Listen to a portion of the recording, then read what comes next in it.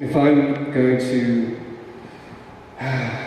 be spontaneous, that means that I can't actually know how I'm going to be spontaneous.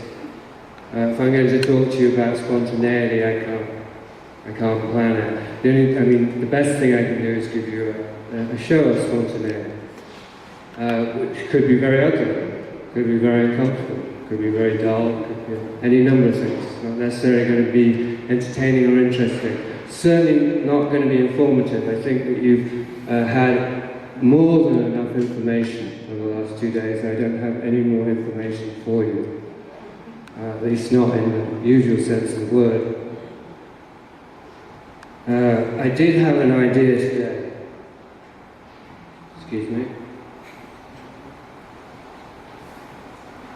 I'm actually distrustful of ideas. I used to be all about them, but I think that they're overrated. So let's not call it an idea, but an insight, and that is that when we talk about creativity, which is this is all about, or when I talk about creativity, when I think about creativity, when I experience creativity, it's the same thing, or non-thing, it's the same expression as what I mean by spontaneity. And there's more. I've got my own Holy Trinity here. When I experience spontaneity, when I understand what I understand by spontaneity, stroke creativity, it's the same thing as what I would also call honesty.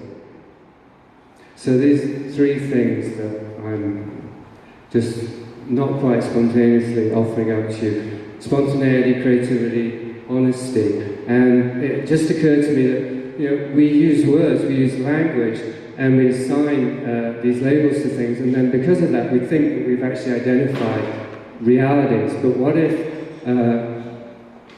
spontaneity, creativity, and honesty were actually all the same thing, and that we just came up with 3 different words for them, and we had no idea? Because how often do we experience these things? Like if you're going to be spontaneous, you have to be prepared to be honest, because what will come out is going to be totally unexpected. So if you have anything to hide, you can't be spontaneous. Anyway, that was part of the thought I had. I'm going to do something very unspontaneous now, and I'm going to ask that we play a film clip, which hopefully will have some relevance to what they say afterwards, but it might not, so just enjoy the film clip.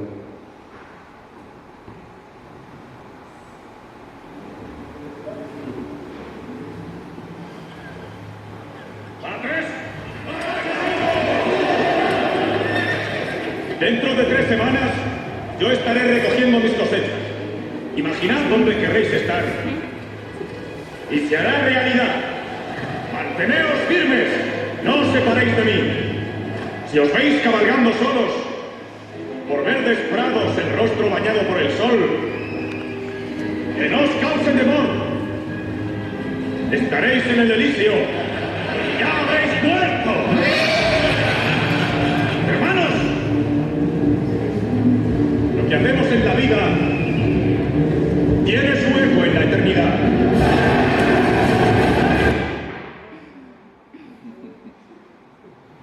Like that?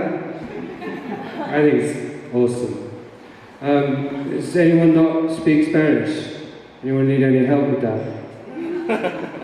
Daniel, I can tell you later. The main bit, what we do in life, brothers, sisters, echoes in eternity. So,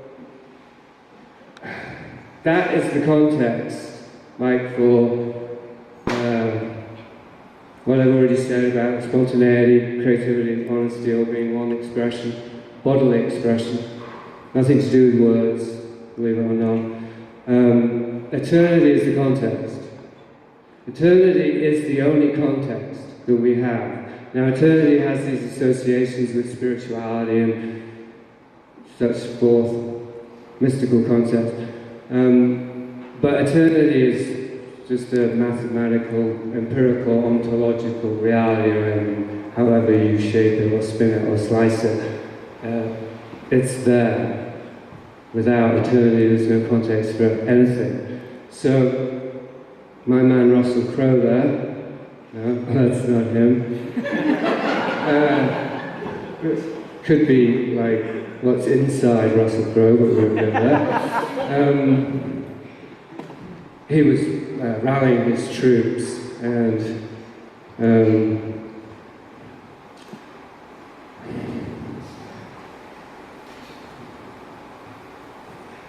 the question that occurs to me, like, if what we do in life echoes in eternity,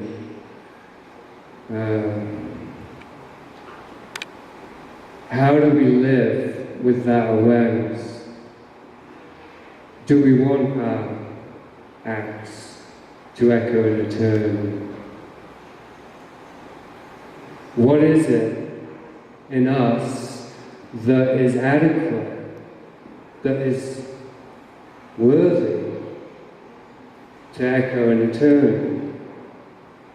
What is the smallest particle in creation? What is the true, authentic core of each and every one of us that cannot be broken down, that cannot be reduced, that is irreducible, indivisible, eternal, absolutely its very own self? What is that? It's different for each and every one of us. And yet it's the same particle. There's only one particle. It's so small that it can go everywhere.